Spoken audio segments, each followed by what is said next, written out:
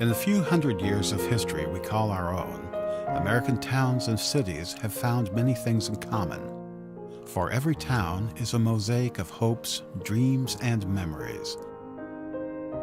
One such town is Galesburg, Illinois. As we look back on our history, each of us wonders, where is my Galesburg? The one I remember.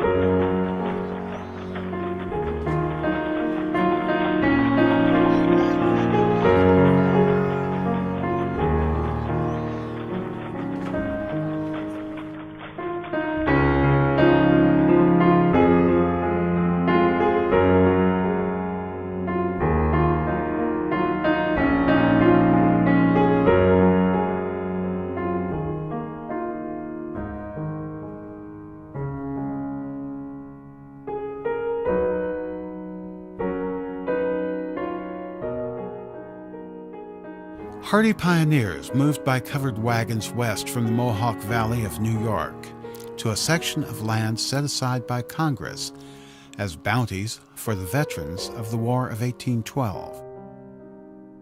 Finally, the weary travelers reached a point between the Illinois and Mississippi rivers and settled on a little elevation known as Log City in order to prepare for the surveying and development of another area soon to be named Galesburg.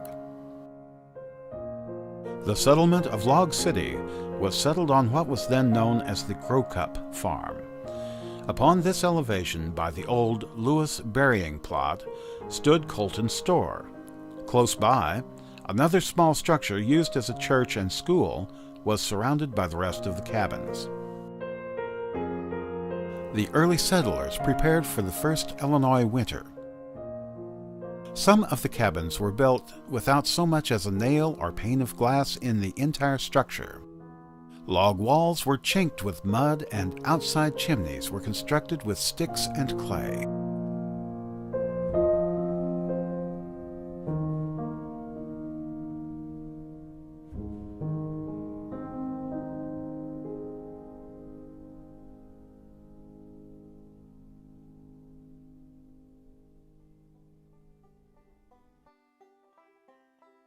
The log cabin of Hugh Conger had the distinction of having been the first meeting house of the colony.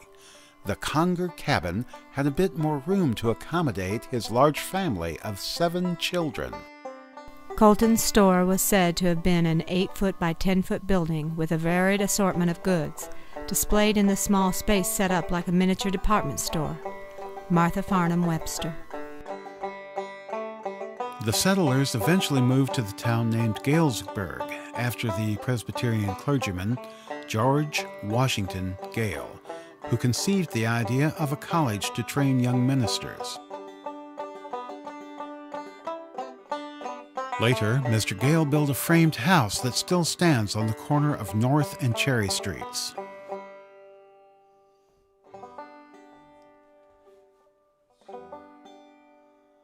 Chauncey Sill Colton, a non-church member, soon expanded his Log City store by building with his own hands the first store in Galesburg, located on the northwest corner of the public square.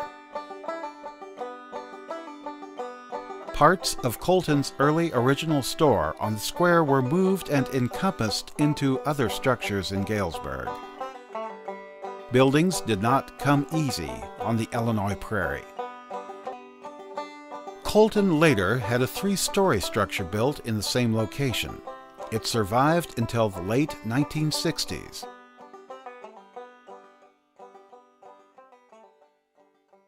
Within a year, stakes were driven and the boundaries of Galesburg were mapped out. Quickly, the town was organized around Knox College and based on the ethic of work and religious study. One of the first houses erected within the present city was the George Avery House. Other houses sprang up in the summer, leaving their log cabins available for later arrivals in 1837.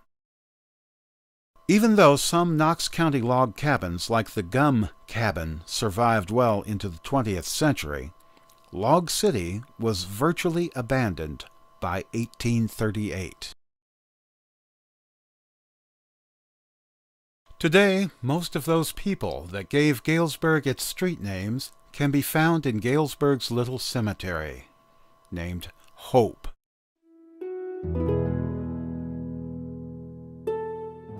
If you walk up the main drive in Hope Cemetery, you may notice about 2/3 the way up the slope a weather-beaten white stone monument to your right.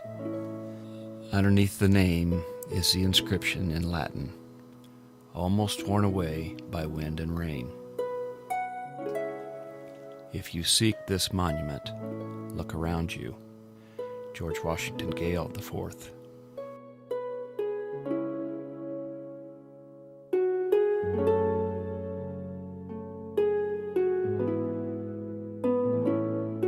Galesburg streets read like a street map of the town's history. Water Street was named after Reverend John Waters, a Presbyterian who came west with Mr. Gale. Many Galesburg streets have recognizable names: Chambers, Farnham,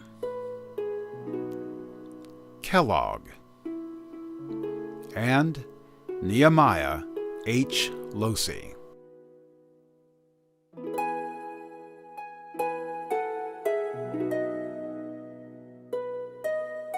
The first additions to Galesburg bear the names of railroad men. Berrien, chief engineer of Galesburg's new railroad. Brooks, president of that new railroad. And Knox, who supported Galesburg's railroad efforts.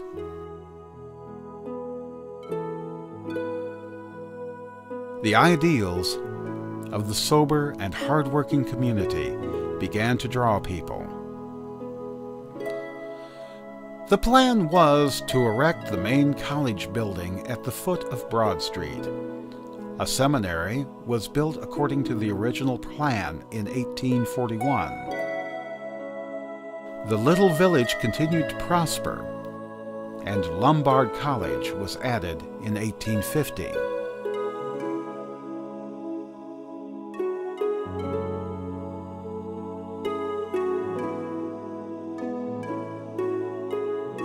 The inhabitants of Galesburg were forced to deal with the daily chores of life and living in those earlier times.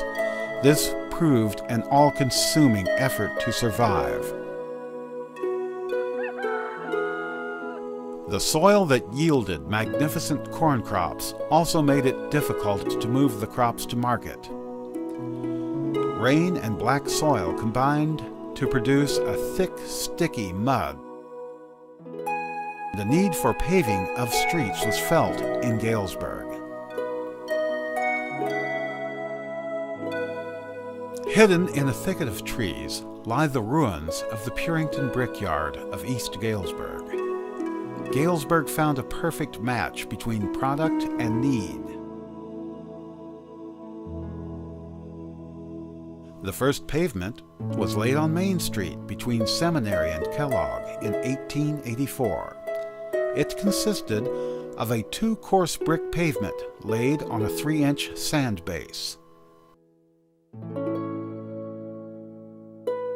Year after year, the city paved its streets and sidewalks with the superior brick from East Galesburg. Today, the city of brick streets hardly exists. On South Seminary Street, we find that a little bit of the old street still survives.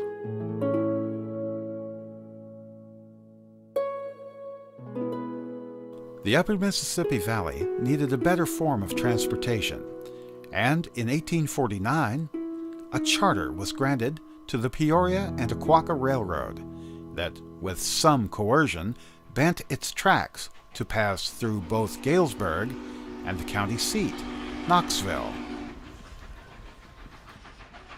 In 1854, Galesburg's railroad, known as the Central Military Tract, was combined with other small railroads, and the Chicago, Burlington, and Quincy system was born. Very little is known about Galesburg's original railroad depot.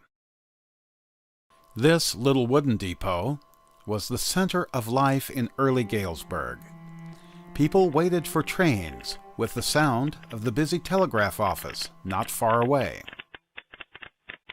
Even Abraham Lincoln, in earlier days before his famous debate with Douglas, could be found waiting at the Little Red Depot where 5 Galesburg streets converged.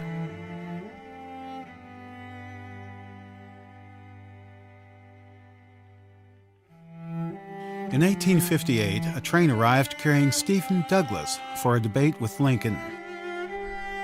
Douglas walked across Depot Street and stopped at the Bancroft House Hotel, located at the intersection of streets known as 5 Points. This was where Galesburg experienced the brutal CB&Q railroad strike of 1888.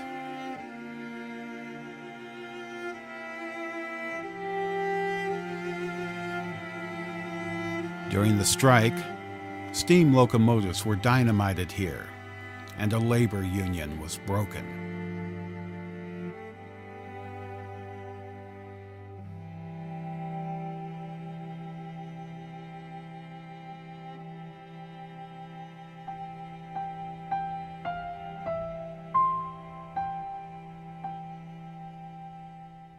Depot Street and Warehouse Street provided a backdrop for 5 Points. The trees and homes of Central Avenue are gone as the street itself is now a field for sports. Here was a hub of activity within the little town of Galesburg. Hotels, restaurants, saloons, and factories made for busy streets. Here, people lived and children played.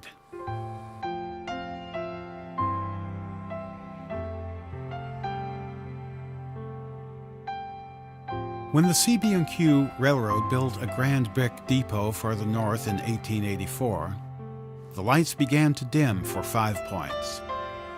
The Points began a long, slow decline, covered in soot and ash from the railroad yards.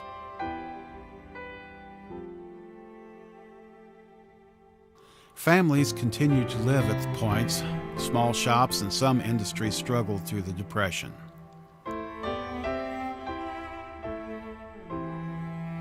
Not much is left at Galesburg's infamous intersection of streets known as the Points.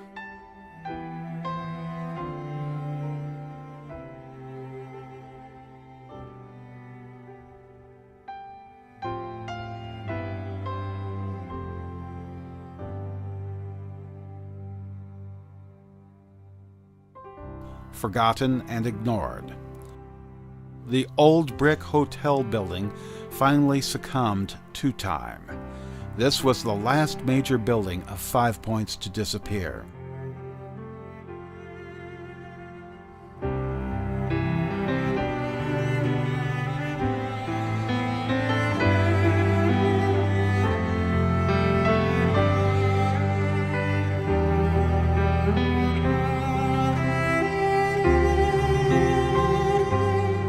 Today, there is only a small plaque marking Galesburg's notorious intersection.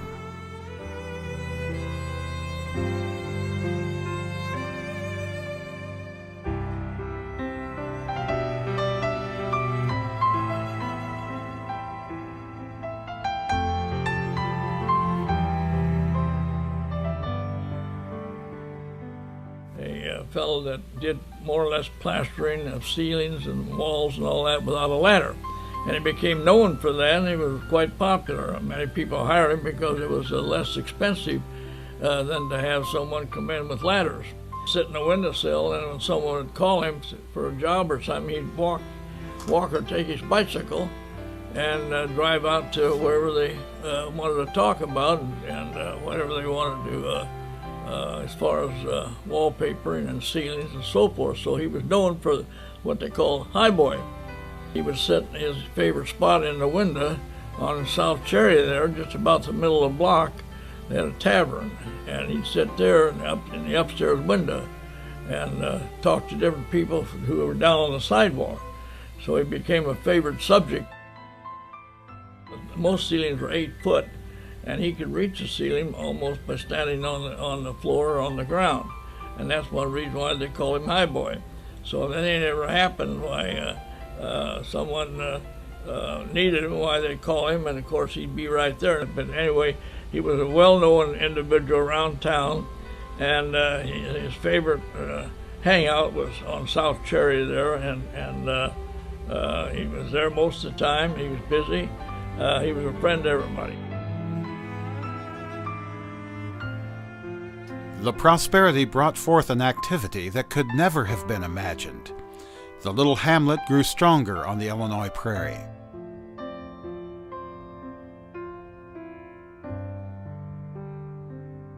Wooden structures gave way to larger brick and stone buildings.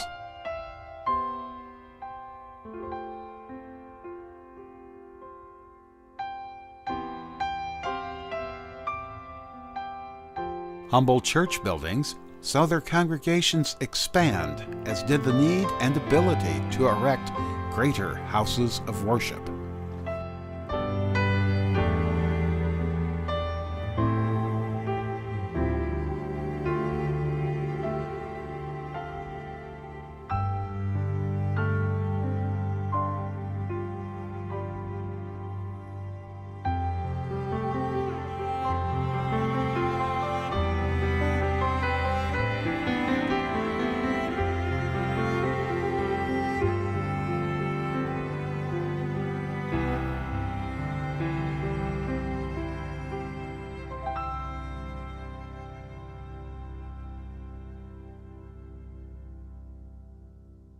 Hard work and rich soil brought prosperity. The city began to grow in size. A system of trolley cars moved people around the growing city. Because of agriculture, manufacturing, and 2 major railroads, the CB&Q and the Santa Fe, the look of Galesburg began to change. Bigger and grander homes were being built. Local architects were called upon to design homes for Galesburg families. From such humble beginnings, who could have imagined how the city would have grown? Even American presidents visited Galesburg. President McKinley could be found at Clark E. Carr's home on Prairie Street. And Harry Truman addresses railroad town Galesburg at the Q Depot.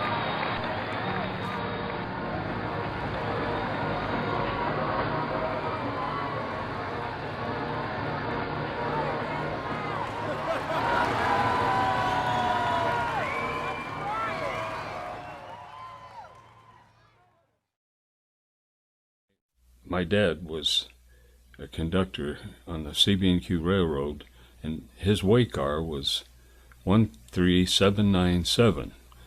He had his brakeman, one of his brakemen was David P. Lindbergh. Dave decided he wanted to run for mayor of Galesburg, and the campaign went like most campaigns go, until someone gave a speech, and in that speech they said, "We don't want a boxcar riding mayor." That was a wrong thing to say in a railroad town, and consequently my dad had me out passing out literature, and the whole town was working for Dave Lindbergh, and he was unanimously elected as the mayor.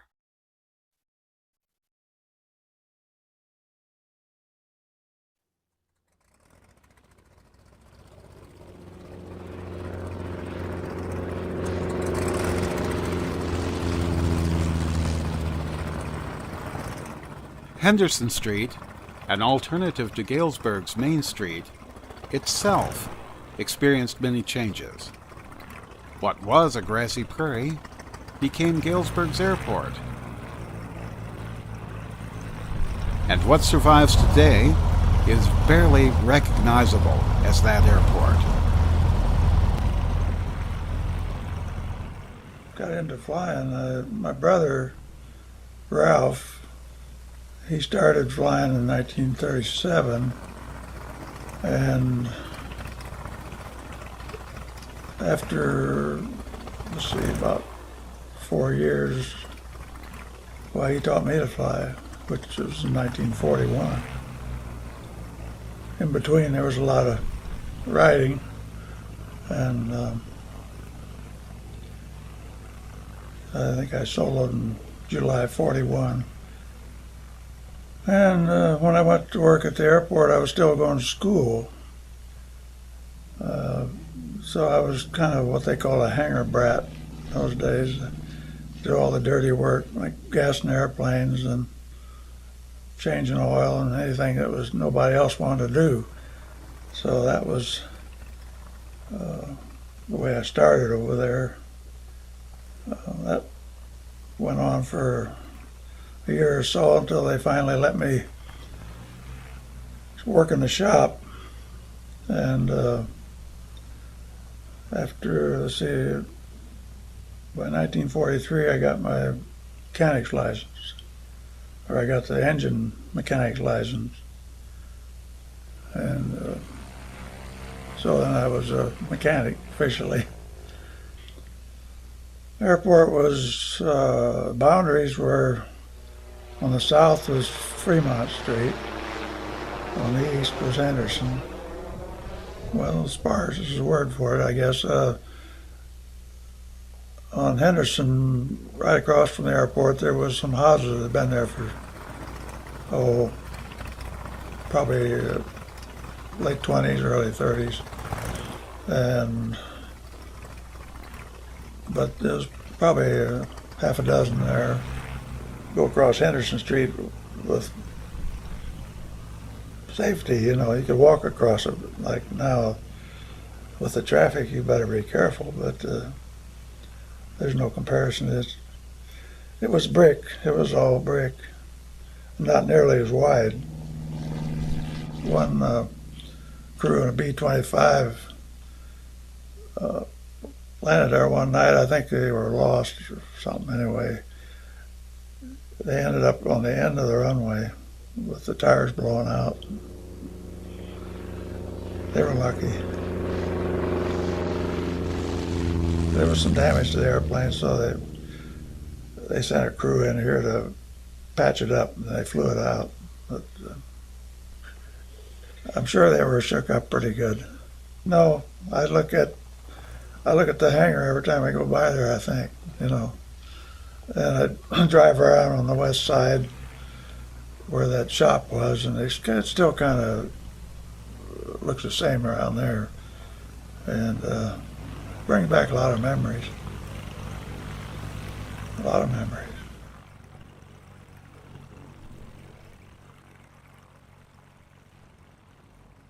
The intersection of Henderson with Fremont Streets mirrors what is taking place in American towns and cities. Change.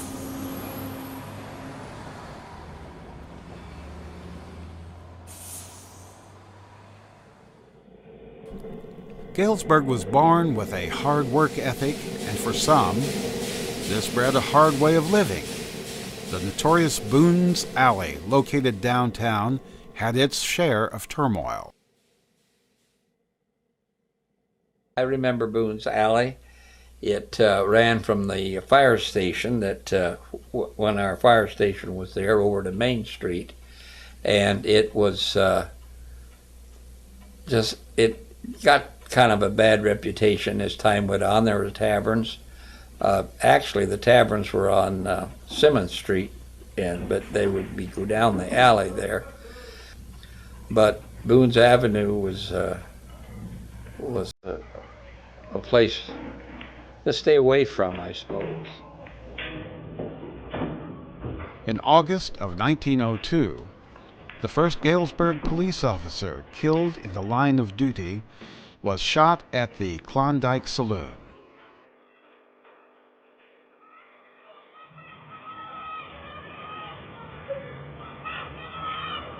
Boone's Alley lingered until the 1960s and then fell in the urban renewal programs.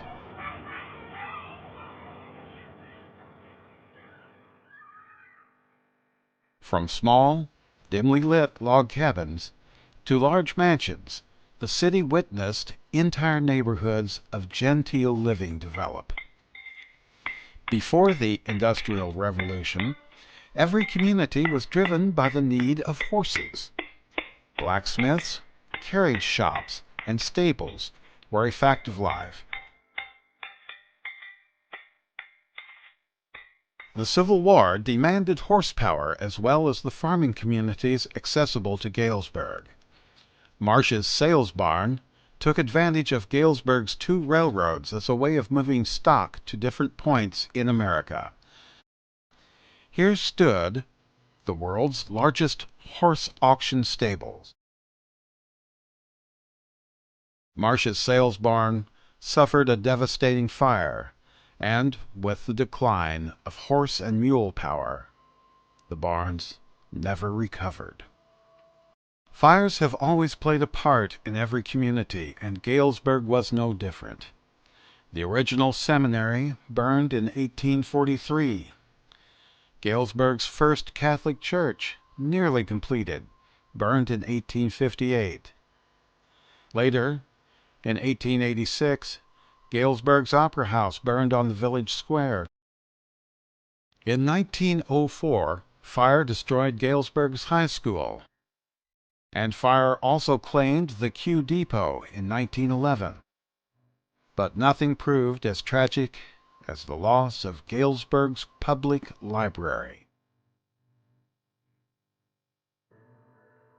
Knox Manual Labor College and later the Illinois Liberal Institute, now known as Lombard College, created and cultivated literary societies. The first public library was established in the Metropolitan Block. The public library continued to expand, so that a new permanent building was considered. Finally, by 1900, plans and location were finally agreed upon and ground was broken.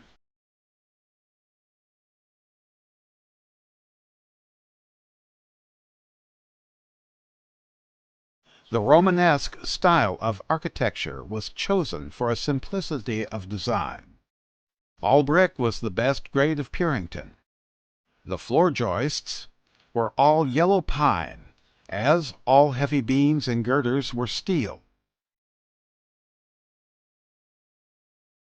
The reading room took up the greater part of the second floor.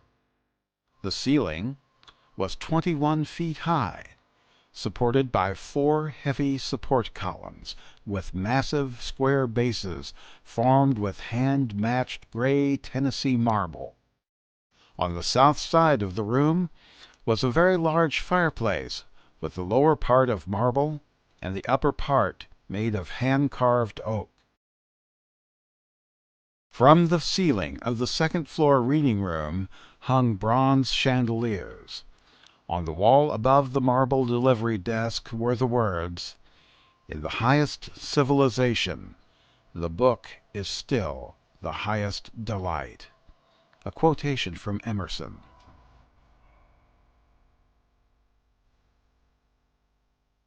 In 1958, a small attic fire reduced Galesburg's Carnegie Library to a shell.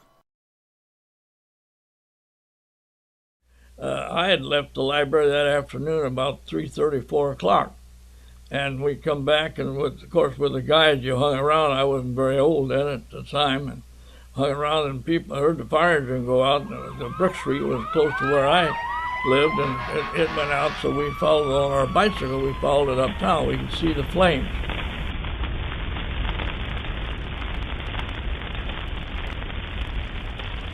Probably one of the bigger ones, without a doubt, was the public library. You never know just how big something's going to be. My shift was shift number 1 on duty, and the alarm came in. The person answered it and told us what it was, and we went directly about a block away at the most, and we were there right away. Didn't realize the city of Galesburg was having a water problem. As we pulled down and the aerial truck finally got there, they hooked it up, and there's where the trouble was. There wasn't enough water being brought into Galesburg at that time to work. I wasn't able to get any water. So this is when they knew they had a problem, that we couldn't get the amount of water we really wanted for the fire. Worked my way into the inside of the library, and once you're inside, the fire was still up. You had smoke on the main floor, naturally, for that would work its way down. But as you went up the flight of steps to get to the second floor of the library, then the smoke was really heavy. We kept working everything to the east end of the second floor and up toward the ceiling. And this is where everything was. We concentrated real heavy up there. As this all happened and everything, it kept getting bigger. And so the entire attic was more or less on fire. And so what happened then, the ceiling, second floor ceiling, started to come down. So 5 of us were up there. We ran over and started down the steps, and it was coming down just about fast enough as almost going to get us. If you remember, there was a cartoon or a character or something called something, but he used to holler Shazam, and then he could really go. It was a character. So jokingly, I always told everybody, when I started down, I knew I wasn't going to make it. I hollered Shazam and went over the railing to get down to the first floor. And I think the other guys did to his railing going down. So once you got down, then you could head right on out the door. And no one got hurt at all on that. They just stood back and put the amount of water through the lines that you could get. And this went on for hours and hours.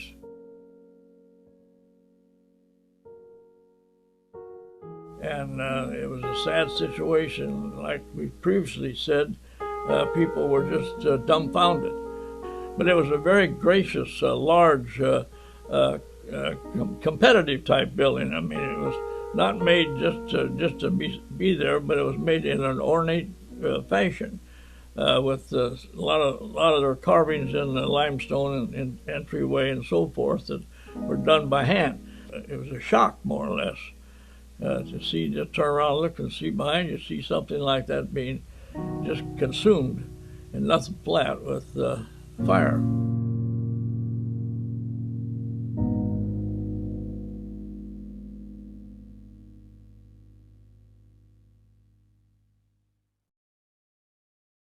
So much of Galesburg's recorded history disappeared, and yet some events remain recorded in text, paintings, and sketches. The 19th century saw rise to a new form of preserving history, and that was photography. As the Civil War demonstrated the power of photography, people and places could now be captured and preserved for future generations. Allen Green, a Galesburg man, became known primarily for his invention of using an electric circuit to capture moving trains on film.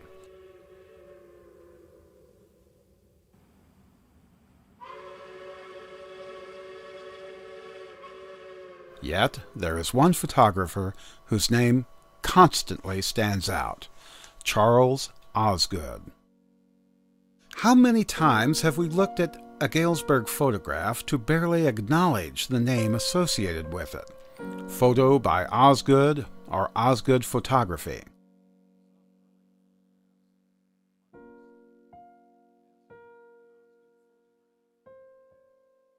Osgood was born on April 7th, 1863 in Ontario Township, where he lived and operated a home studio. He moved to Victoria and later to Galesburg in 1893. The primary location of his camera shop was at 330 East Main Street. On rare occasions, the photographer documented himself in self-portraits. He was one that took most of the pictures in Galesburg. If it hadn't been for him and his interest, we had very little to show people if they wanted to see him. But he was very good. But he would sit on a little alcove here on Main Street, right just before you come to Seminary Street. There's windows protrude to where he would sit in the window and look up and down Main Street and take pictures of different things, different people, different occasions like church parades and so forth. He was right there. If he had a bad day, as you might say, in parentheses, why he didn't feel good, why he'd let you know, and you go home. Boy, it's sure a nice day out there, Ozzy. And he'd say, what do you mean nice? And I don't say no more, because he wasn't in that kind of mood. But you had to know him. But he didn't care particularly about this or that. Why, he'd tell you. Charles Osgood died in 1951, and most of what we have today in early Galesburg photographs we owe to Mr. Osgood. They called him Ozzy because of the fact it was a short name for Mr. Osgood, and it was Mr. Osgood. And one time I was up there in the window on the second floor on Main Street, and he had his camera like this, just sitting up there taking shots down here and down there. And he'd shot a bunch of birds or pigeons, he'd get different shots, hoping for that perfect shot. But anyway, when he would explain to you that he says he had no time to fool around. He said, I have a job to do, and he says, I waste a lot of film, but he says, the people in the future will see it. And he was so right. He was so right.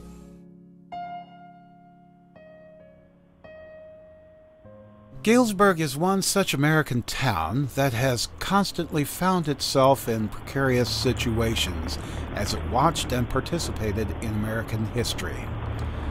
Too big to be a small town, and too small to qualify as a large American city, Galesburg yielded to political and economic pressures that changed the look of this Midwestern town. As technology and industry developed, demands were placed on the town for space, and location became a premium. For the returning war veterans of the Second World War, grand old homes were divided into multiple apartments. The needs for horse carriage houses slowly gave way to garages for motor vehicles. The brick streets were covered with asphalt. The trolley lines were dug up, and that system abandoned.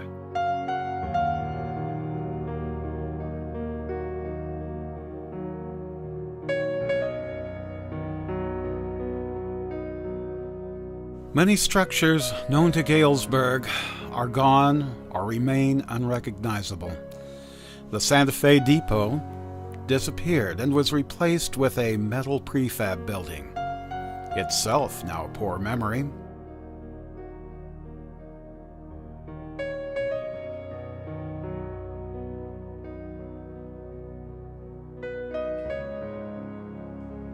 Politics and hard times led to the demolition of the last CB&Q depot on South Seminary Street. Built in 1912, replacing the one lost by fire, the new depot was a thing of pride in the community. It was said that it surpassed the Union Station in Chicago. The Grand Station proved to be more than just a place to arrive and depart. It was a symbol that, as a prairie town, Galesburg had no equal.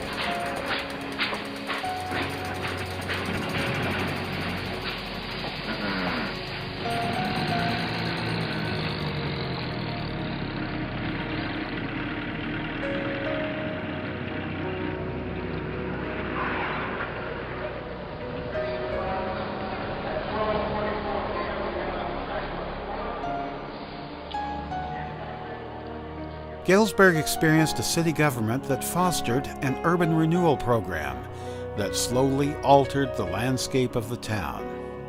Some argue that when these little alcoves and side street structures disappeared, the fabric of Galesburg was lost. The little taverns on the square and the old hotels, one by one, fell to the wrecking ball. The charm of Galesburg withered in the 1960s. City structures began to disappear at an alarming rate. The small buildings around the town square were deemed useless and demolished.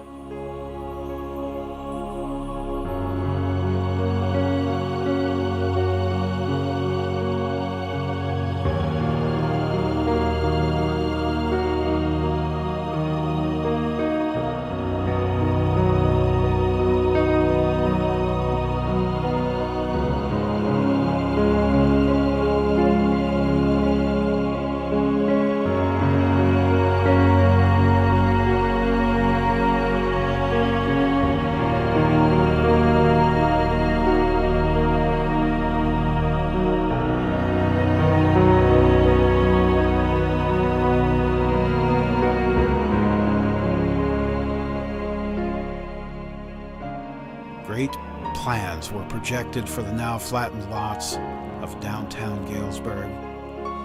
Some modern structures were in fact erected, but for the most part, only automobile parking lots remain.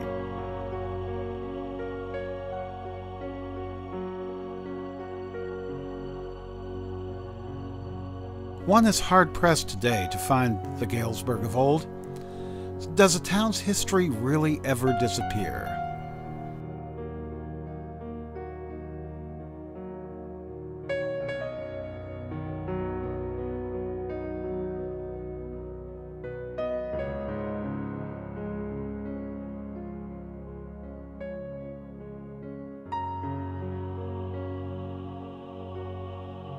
Like so many buildings, Beecher Chapel exists only in faded photographs. Yet, one can still find old Galesburg if we know where to look. On the corner of Kellogg and Grove Streets, the Grove Theater once entertained an entire generation of children.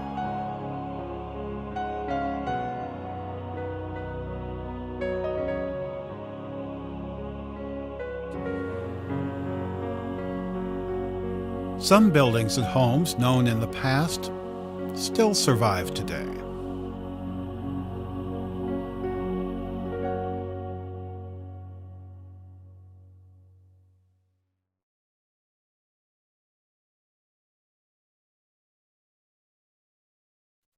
One of those buildings was mine on the square, and I was so glad when they bought it because the west wall was crumbling, was falling, and I was going to have to really spend some dollars there, and so they came in and saved me from having to spend a lot of money. But we can't very well keep them, can we? Once they are worn out, whether it's good or bad, I think it's probably good in the long run. Has to be. I don't know that you do. I don't know that you miss it necessarily, because it changes change, and you know, what you miss is the people. Maybe that's what we did. We just did it in a different place, didn't we? We did it downtown. You heard a lot of we like Galesburg the way it is, let's leave it that way. And you'd hear a lot of that, and I don't know if that was all wrong or not, but I don't think you could stop it. It's going to change, is going to happen. It's just going to happen. And the whether it's good or bad, I think it's probably good in the long run. But I don't know that I'd want to go back to that. But it's fun to reminisce sometimes and think about it.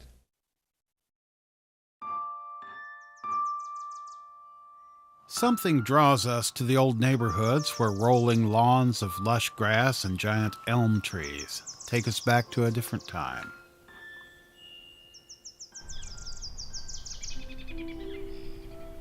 The old homes and gentle streets of today are the links to our past.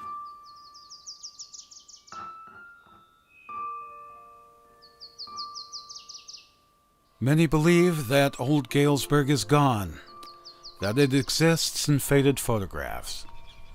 Perhaps old Mother Galesburg is all around us, if we just take the time to look.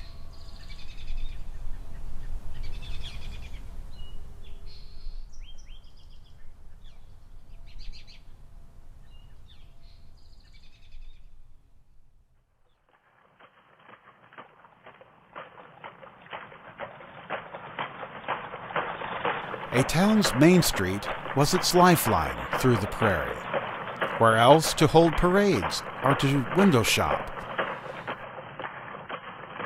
Main Street drew people to it, if for no other reason but to be downtown.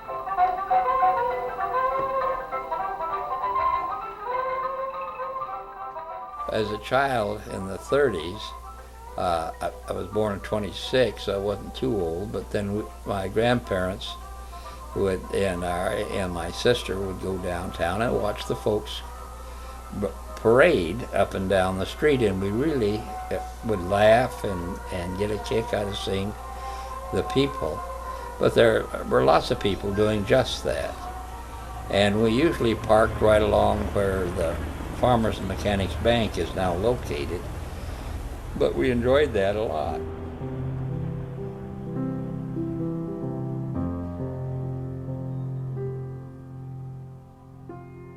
The main store downtown was OT's, and it was, of course, it was big and well, it was almost like being down in Chicago, the Loop. Inside there, those fancy doors they have, you go in, and there would be a jewelry counter there, and they would have clothing and shoe department, and then you'd go way in the back, and that's where they had their little dinette.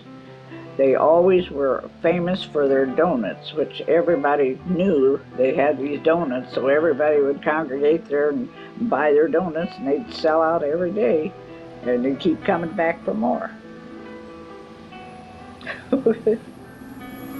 Main Street, Galesburg, has never been far from the sound of trains. Galesburg was said to be a town of schools and railroads. Not all of the town's railroads survived.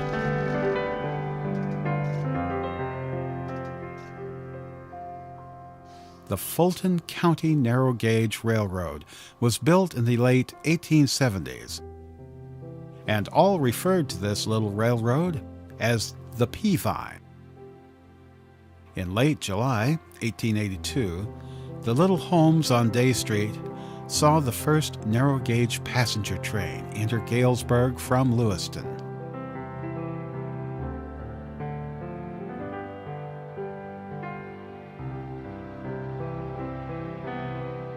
Soon after the turn of the century, the Peavine was fully absorbed and converted to a standard gauge by the powerful CB&Q Railroad.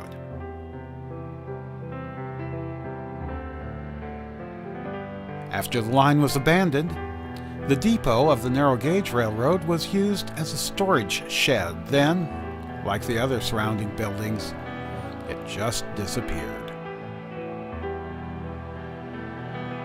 Today, if one travels down 5th Street and stops where Pine Street ends, the last vestige of the Fulton County narrow gauge right-of-way can still be found.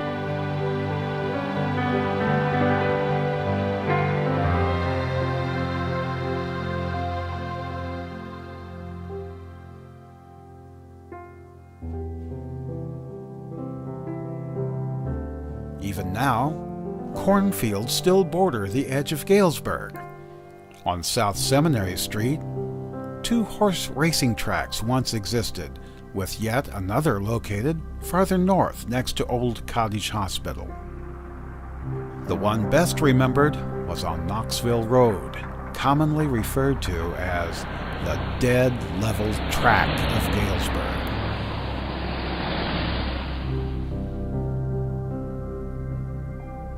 That track is now gone, replaced by small homes, of which themselves were built from the lumber taken from the viewing stands and stables.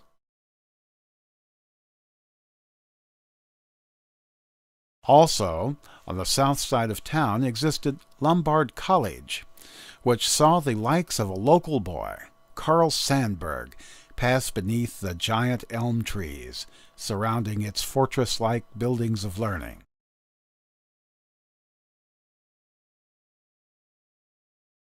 One of Lombard College's noted professors, Dr. Standish, left Galesburg a legacy in a city park that bears his name.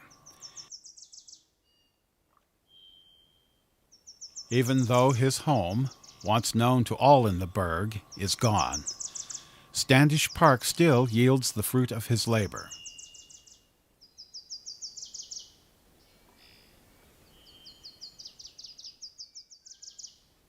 Galesburg will always be linked with the Prairie School of Higher Learning called Knox College. Its best-known building, known as Old Main, stood throughout the years watching its students come and go. Old Main hosted a political debate that had the power to disrupt the nation.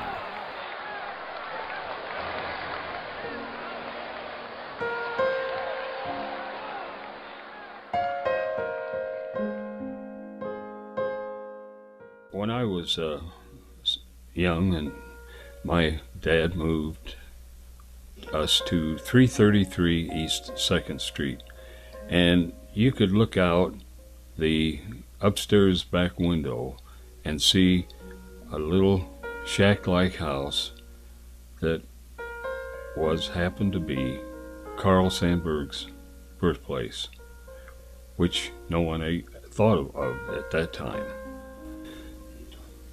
I'm a real fan of Carl Sandburg. His poetry is unique, and I even have a book here on the shelf of his poetry. Galesburg can really be proud of Carl Sandburg.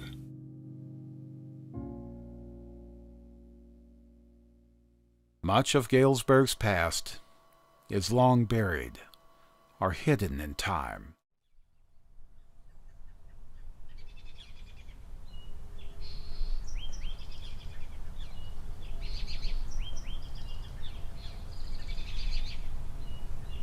The Ferris home disappeared long ago, as did Henry Sanderson's home, where Abraham Lincoln was entertained in 1858.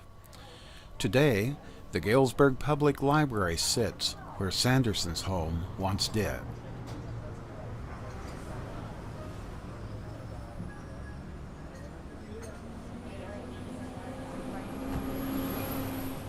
Many of the town's fine homes and buildings have succumbed to the wrecking ball.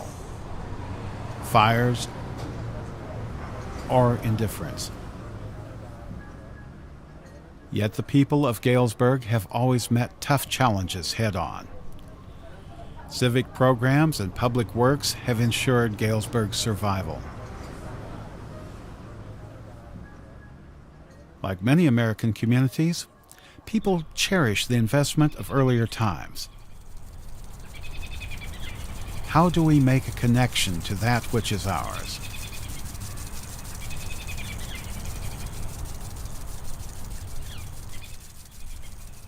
It is said that people are drawn back to the prairie. There is something powerful in the black soil. One begins to wonder, where is my Galesburg? The one I remember.